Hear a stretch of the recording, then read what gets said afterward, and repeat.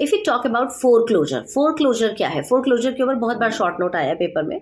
It refers to the legal process wherein the bank financer lender attempts to recover the amount of loan from a borrower who has discontinued making payment to the lender thereby constraining the sale of assets being used as a collateral security for the loan.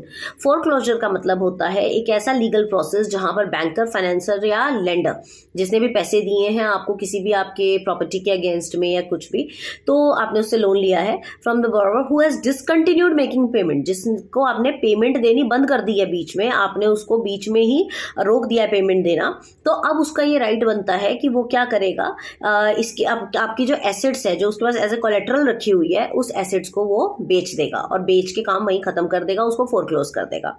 When a borrower, homeowner stops paying a loan used to purchase a home, the home is deemed to be in foreclosure.